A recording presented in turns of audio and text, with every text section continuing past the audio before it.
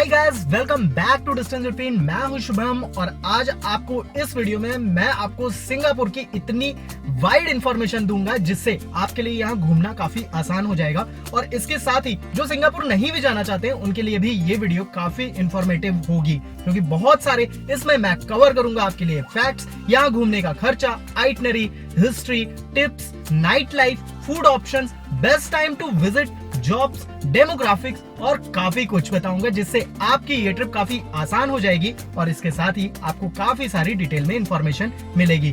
तो पूरी जानकारी के लिए पूरी वीडियो को जरूर देखिएगा, चैनल को सब्सक्राइब करना और वीडियो को लाइक और शेयर करना बिल्कुल भी ना भूलिएगा। सिंगापुर साउथ ईस्ट एशिया की एक छोटी सी कंट्री है जो हमारे मुंबई और दिल्ली से भी छोटी है और इसके पड़ोसी देश मलेशिया और इंडोनेशिया जैसे देश हैं। सिंगापुर का नाम एक हिंदी शब्द से ही लिया गया है, जो कि हिंदी शब्द सिंग और शहर यानी कि लॉयन सिटी को मिलाकर बनाया गया है।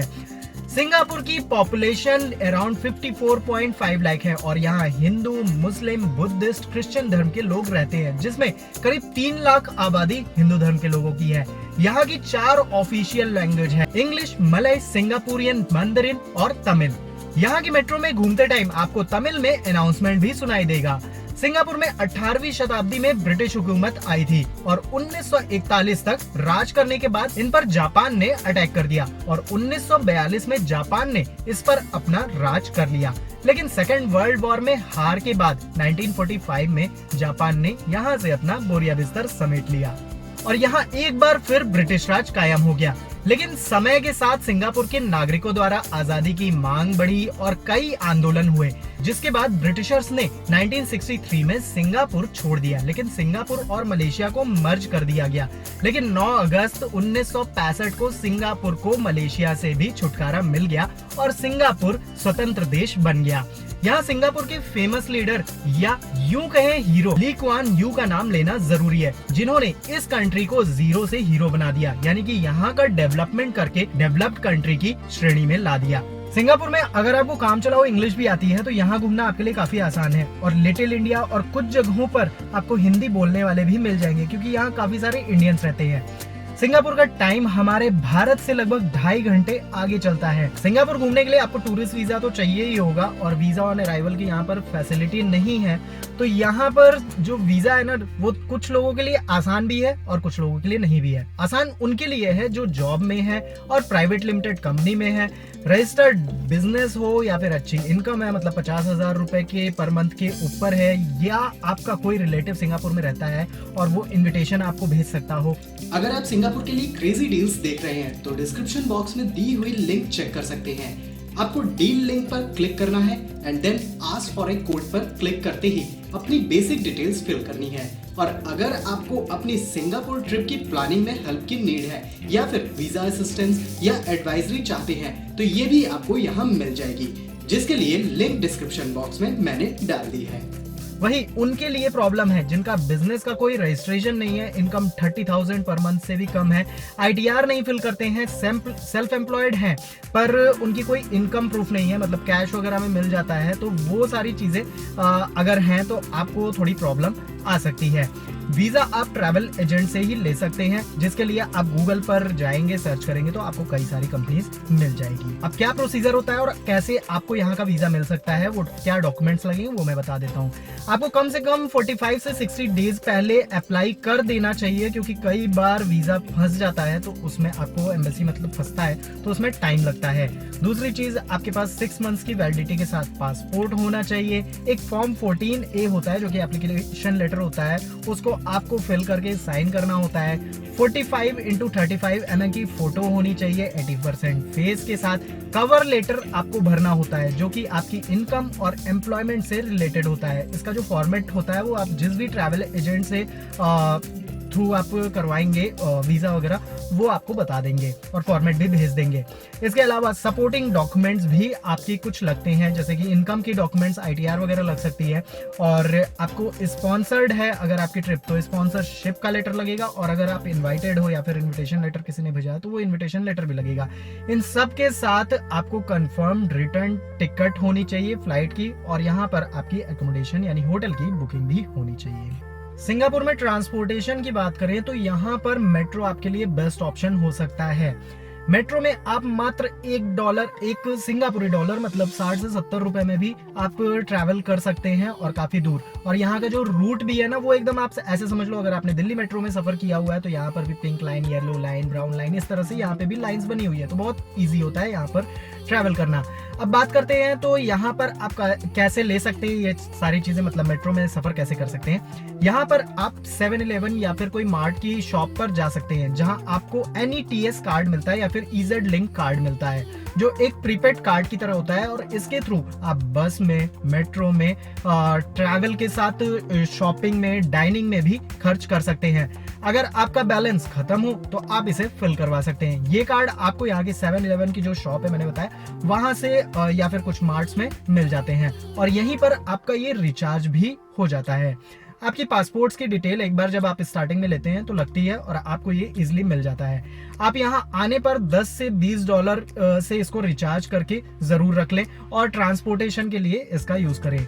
4 लोग हैं तो आप वैसे भी टैक्सी का यूज करें, क्योंकि आपको वो फिर सस्ता पड़ेगा। और यहाँ टैक्सी में बैठते ही मिनिमम आपका लगभग 200 रुपए का बिल तो फट जाता है, इतना तो लग जाएगा आपका। और उसके बाद पर किलोमीटर लगभग 40 से 60 रुपए तक का आपका लग सकता है। हालांकि यहाँ पर प्लेसेस बहुत ज्यादा दूर नहीं है, तो आपका बहुत ज्यादा लंबा बिल आएगा भी नहीं। किसी भी कंट्री में जा रहे हैं तो आपको करेंसी तो रखना पड़ेगा वहां की, और सिंगापुर की जो करेंसी है वो यहाँ पर है सिंगापुर डॉलर। और एक सिंगापुर डॉलर के बदले आपको अभी के रेट के अकॉर्डिंग लगभग 62 रुपीज देने पड़ सकते हैं। आप इंडिया से भी सिंगापुर डॉलर ले सकते हैं, कुछ फॉरेन एक्सचेंज कंपनीज के थ्रू या फिर प्राइवेट बैंक्स के थ्रू, या फिर अगर आपको नहीं मिल रहा है सिंगापुर डॉलर तो आप US डॉलर भी कैरी कर सकते हैं। आप सिंगापुर आकर US डॉलर तो यहाँ एयरपोर्ट पर केवल काम भर का एक्सचेंज करवाएं, क्योंकि एयरपोर्ट पर चार्जेस आपके ज्यादा लगते हैं, जैसा कि मैं हर वीडियो में ही आपको बताता हूँ। और बाकी पैसे आप यहाँ की मार्केट में एक्सचेंज करवा सकते हैं। इंडियन रुपीस भी यहाँ ले जाना ठीक नहीं होगा, क्योंकि आपको उसके लिए यहाँ पर अच्छा रेट नहीं मिलेगा। यहाँ फॉरेक्स कार्ड भी आप यूज कर सकते हैं, और इंटरनेशनल आपके पास क्रेडिट कार्ड वगैरह उसका यूज कर सकते हैं, लेकिन उसमें भी आपके चार्जेस कटते हैं, तो वो आप बैंक्स वगैरह से पता कर ले। बाकी मेरे हिसाब से आप कैश ले जाओ, वो बेस्ट ऑप्शन आपके लिए होगा। वैसे तो सिम कार्ड आपको यहाँ लेने की जरूरत तो नहीं है, क्योंकि airport, hotels, malls, tourist places पर अवेलेबल होता है वाईफाई। लेकिन जो फर्स्ट टाइम जा रहे हैं या कॉन्फिडेंट नहीं है तो उनके लिए सिम ले भी लेना चाहिए, और ये बहुत कॉस्टली भी नहीं होता है, 500 रुपए का यहाँ पे मिल जाता है। सिम भी आप यहाँ किसी मार्ट या 7-Eleven जैसी शॉप से, डिपार्टमेंटल स्टोर से ले सकते हैं। एयरपोर्ट पर सिम लेना आपके लिए यहाँ पर थोड़ा महंगा भी हो सकता है। मेरे जैसे वेजिटेरियन लोगों को प्योर वेज इंडियन फूड चाहिए होता है, और प्योर वेज इंडियन फूड के ऑप्शन सिंगापुर में कई जगहों पर अवेलेबल हैं, और वेज नॉन वेज के तो आपको कई सारे ऑप्शंस रेस्टोरेंट वाले मिल जाएंगे। पर रॉ फूड जैसे कॉर्नफ्लेक्स, मूसली, बिस्कुट, दलिया, मैगी, नमकीन, ठेपला, खाकरा और बटर वगैरह, ये आप अपने साथ लेकर जा सकते हैं। और अगर आप नहीं लेके गए या फिर ज्यादा हो रहा है वेट वगैरह, तो आप यहाँ पर लिटिल इंडिया में चले जाएं, जो कि यहाँ की एरिया है, और यहाँ पर आपको इंडियन ग्रोसरीज वाली चीजें आसानी से मिल सकती हैं। लेकिन ये आपको यहाँ पर कॉस्टली पड़ेगी, इसलिए साथ में बेटर हो कैरी कर ले। यहाँ घूमने के दौरान कैश में आपका केवल फूड या शॉपिंग या कुछ अदर चीजों पर ही खर्च हो सकता है, तो घूमने के दौरान 100 से 200 सिंगापुर डॉलर साथ में रखें। वही पूरी ट्रिप के लिए पर पर्सन कम से कम 500 सिंगापुर डॉलर अपने साथ रखें, इतना बहुत है। एक्टिविटीज या अट्रैक्शंस की बुकिंग और बाकी होटल की बुकिंग, ये सब चीजें तो आप पहले से ऑनलाइन बुक करवा ही चुके होंगे, तो इसके लिए कैश की आपको जरूरत नहीं पड़ेगी। सिंगापुर घूमने के लिए आपके लिए बेस्ट टाइम क्या हो सकता है? सिंगापुर जाने के लिए बेस्ट टाइम आपके लिए पूरे साल है, आप कभी भी जा सकते हैं। लेकिन अगर आप न्यू ईयर या क्रिसमस या किसी स्पेशल ओकेजन पर जाते हैं तो यहाँ पर घूमना आपके लिए कॉस्टली हो सकता है। वैसे कुछ लोग कहते हैं कि आपके लिए दिसंबर से जून यहाँ पर घूमना बेस्ट होता है।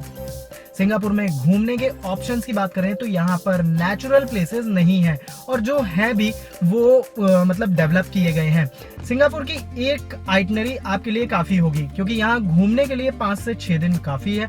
और सिंगापुर में एक पूरा एरिया ही ऐसा है जो कि टूरिज्म के लिए डेवलप किया गया है, जिसका नाम है सेंटोसा। सेंटोसा तक जाने के लिए आपको फ्री में मोनोरेल की भी सुविधा मिल जाती है, जो कि यहाँ के हार्बर फ्रंट मेट्रो स्टेशन से चलती है। अब बात करते हैं सिंगापुर की आइटनरी की डे वाइज।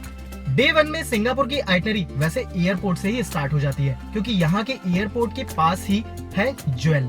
ज्वेल तक एयरपोर्ट से फ्री बस जाती है, जहां एक बड़े से मॉल में आपको मैन मेड नेचुरल व्यू दिखता है।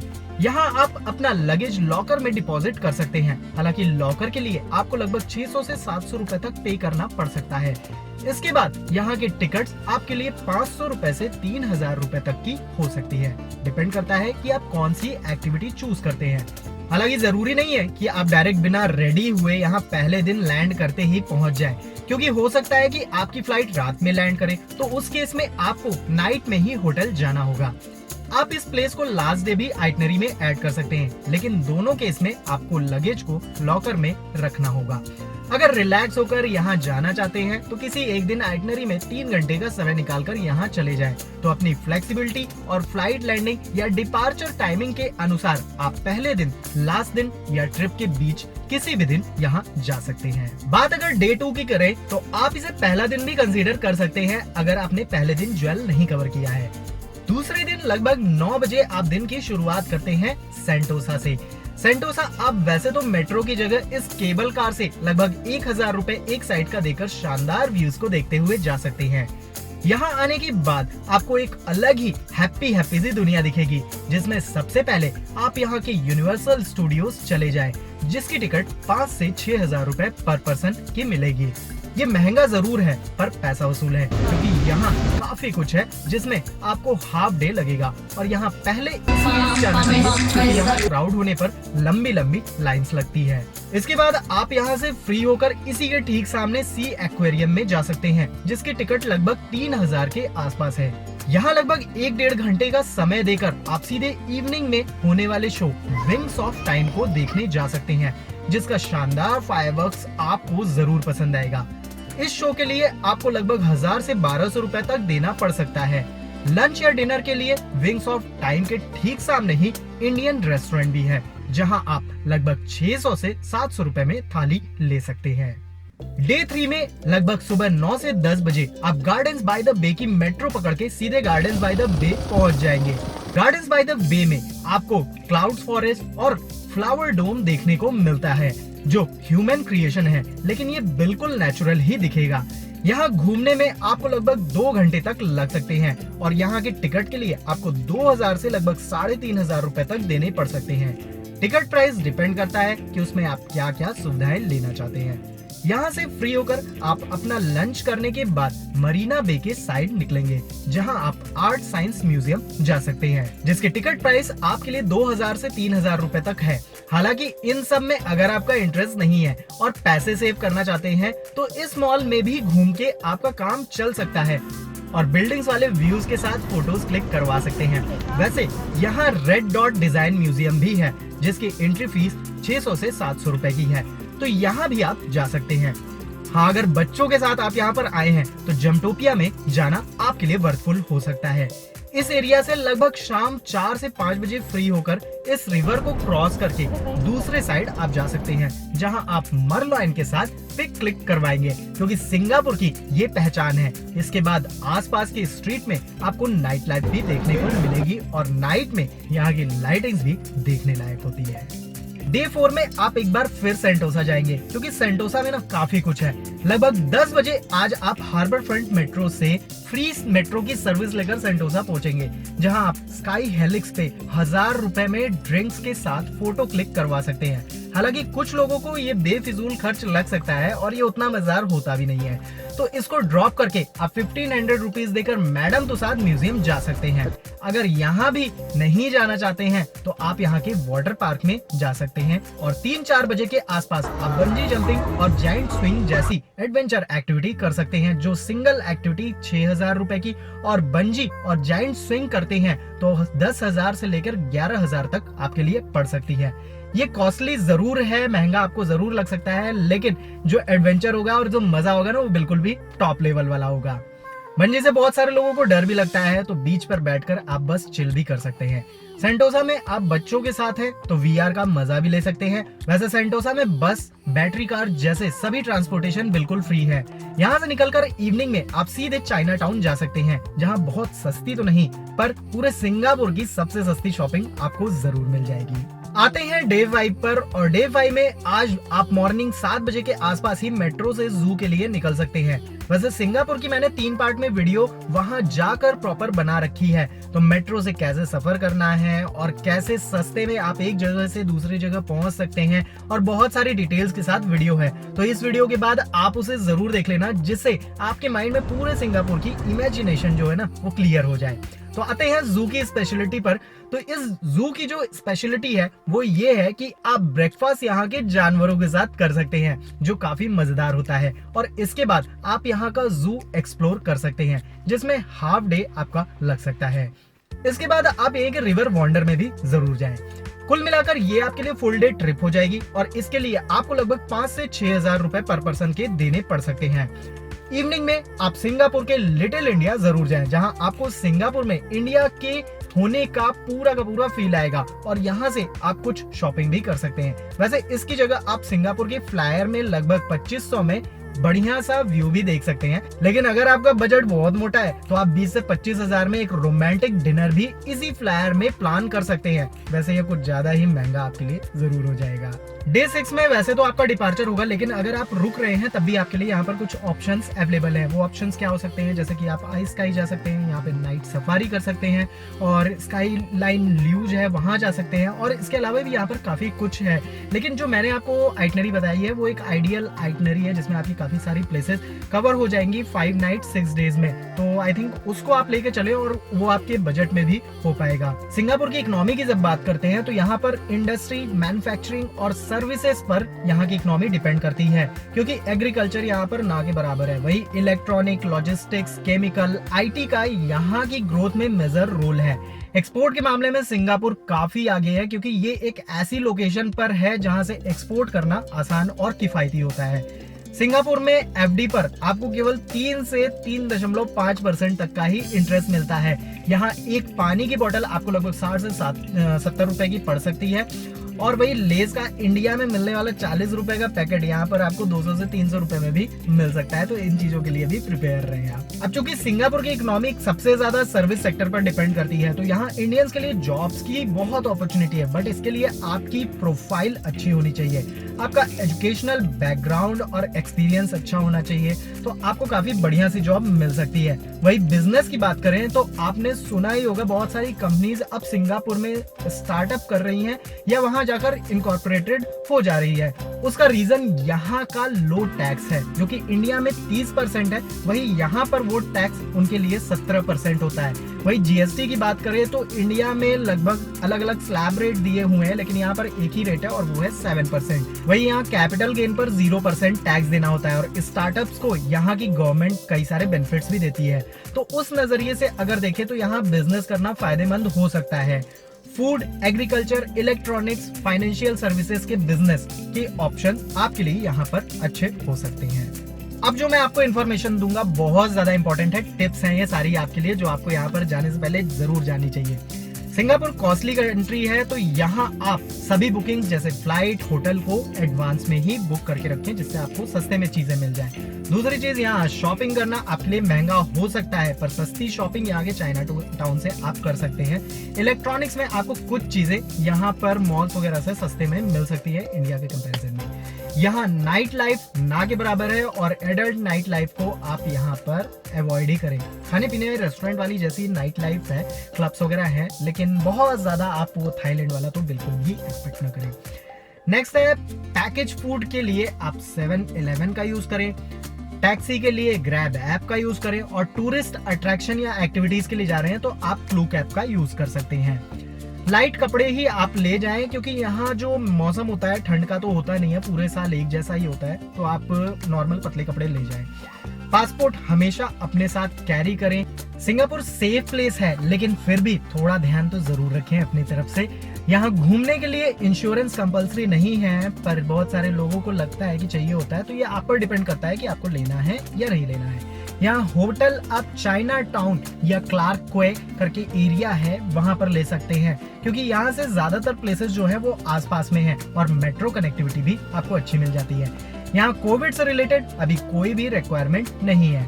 अगर कस्टमाइज घूमने में आपको कोई प्रॉब्लम हो रही है तो आप पैकेज भी यहाँ का ले सकते हैं, लेकिन वो आपके लिए थोड़ा तो कॉस्टली पड़ेगा।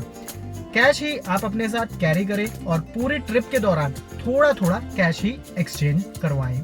सिंगापुर के बजट की बात करें तो यहाँ पर मैं आपको 5 नाइट 6 डेज का बजट बताऊंगा। इसके अलावा मैं आपको एक सस्ता वाला भी, चीप वाला भी बजट बताऊंगा, क्योंकि बहुत सारे लोगों का बजट नहीं होता है और बहुत सारे लोग ऐसे भी होते हैं जो सोलो ट्रैवलिंग करते हैं। तो पहले हम नॉर्मल वाला बजट जानेंगे, उसके बाद चीप बजट भी आपको बताऊंगा। तो यहाँ से जाने के लिए सबसे पहले तो आपको भाई फ्लाइट की जरूरत होगी, आप फ्लाइट से ही जाओगे।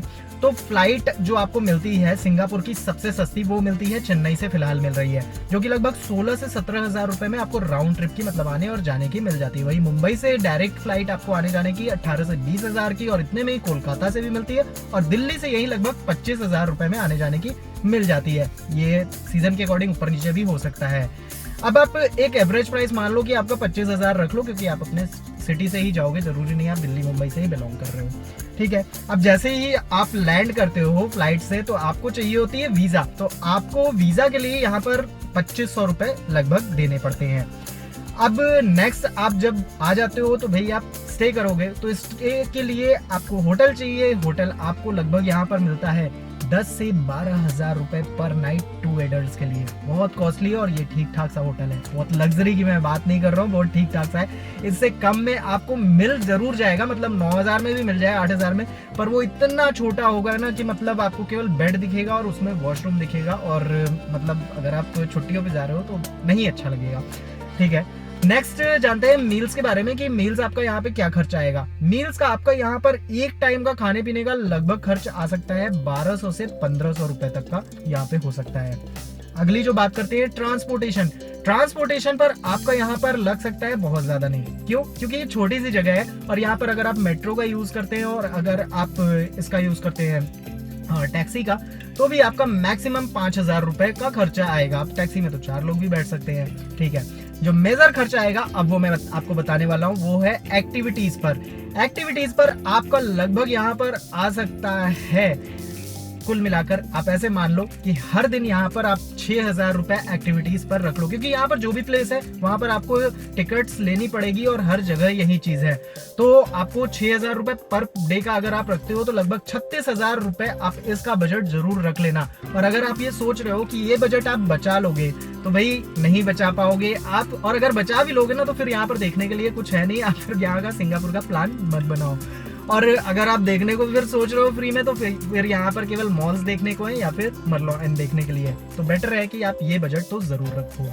अब आपको टोटल बजट इसका आपका जो नॉर्मल वाला है वो मैं आपको बता देता हूँ। यहाँ पर 2 लोग मैं कंसीडर करके मान रहा हूँ कि 2 लोग तो आप लोग कम से कम जाओगे, तो इसके अकॉर्डिंग आपको बताऊंगा, और जो टोटल आएगा ये 2 लोग का भी बताऊंगा, उसको लास्ट में डिवाइड कर लेंगे, ठीक है। तो फ्लाइट का आपका लगभग 50,000 रुपए आने जाने का खर्चा 2 लोग का हो सकता है। वीजा का आपका 5000 2 लोगों का होगा। होटल का आपका 60,000 रुपीज 2 लोग का होगा, और वहीं आपका मील्स का लगभग 36,000 हो सकता है। ट्रांसपोर्टेशन पर आपका 5,000 रुपए का खर्चा आ सकता है, और एक्टिविटीज पर 36,000 का। तो टोटल इसको करेंगे तो लगभग 1,92,000 रुपीज का आपका यहाँ पे खर्चा, और एक्टिविटीज पर आपका लगभग 72,000 रुपए 2 लोग का खर्चा आ सकता है। तो इसको टोटल करेंगे आप तो लगभग 2,28,000 रुपए आपका आ सकता है 2 लोगों के लिए 5 नाइट 6 डेज की ट्रिप में। इतने में आपका यहाँ पर आराम से हो जाएगा। और अगर एक लोग पर खर्च देखते हैं तो लगभग आपका 1,14,000 रुपए का खर्चा आ सकता है। मतलब अराउंड आपका 1 से 1,10,000, ये कम में भी हो सकता है, ऐसा नहीं है, ज्यादा भी हो सकता है। ये बजट सीजन के अकॉर्डिंग ऊपर नीचे हो सकता है, लेकिन ये आपको एवरेज बजट मैंने दे दिया है, जिससे आपको आइडिया लग जाएगा कि आपके पॉकेट से कितना जाने वाला है। अब जानते हैं चीप बजट यहाँ का। तो इसमें मैंने जो डेज लिए हैं वो मैंने लिए 4 नाइट्स 5 डेज के लिए है। तो यहाँ पर फ्लाइट अगर आप एडवांस में बुक करवाते हैं तो आपको लगभग 16,000 रुपए में आने जाने की मिल जाएगी। आप अपनी लोकेशन से देख लेना कहाँ से बेटर पड़ रहा है, उसके हिसाब से आप करवा सकते हो। वीजा का आपका 2,500 ही लगेगा। होटल की जगह आप हॉस्टल को प्रेफर कर सकते हैं, जो कि आपको 4,000 रुपए पर डे में भी मिल जाएगा। होटल्स भी कई बार मिल जाते हैं, ये भी आप ध्यान रखें, पर वही बहुत छोटे से रूम मिलेंगे, ठीक है। अब इसके बाद मील्स में आपकी एक थाली पर जो खर्च आ सकता है एक टाइम का, वो लगभग 800 से 900 रुपए में मिल जाएगी।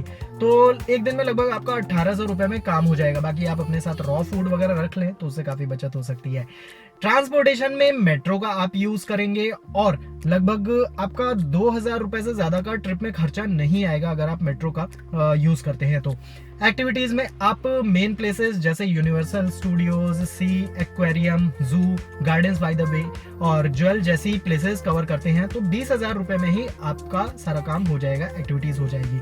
तो सारी चीजें नहीं, कुछ कुछ चीजें आप छोड़ेंगे बट मेन चीज इसमें भी आप कवर कर रहे हैं। सो टोटल बजट जो आपके लिए 4 नाइट्स 5 डेज का आ सकता है पर पर्सन का, वो आपका फ्लाइट्स का 16,000, वीजा का 2,500, होटल का 16,000, मील्स का लगभग 9,000, ट्रांसपोर्टेशन का लगभग 2,000 और एक्टिविटीज का 20,000। तो इसको अगर टोटल करेंगे तो 65,500 में ही आपका काम हो जाएगा। कहाँ आपका 1,14,000 के आसपास जा रहा था, पर चीप बजट में ये आपका काफी कम हो गया है। और ये हालांकि 4 नाइट 5 डेज के लिए है और ये कम भी हो सकता है बजट अगर आप रॉ फूड वगैरह का यूज करें और आप ट्रांसपोर्टेशन में जैसा कि मेट्रो का मैंने बोला है आप यूज करें। यहाँ पे दूर दूर प्लेसेस नहीं है तो आपका बहुत ज्यादा खर्चा नहीं, कई बार आप पैदल भी कुछ जगहों पे जा सकते हैं।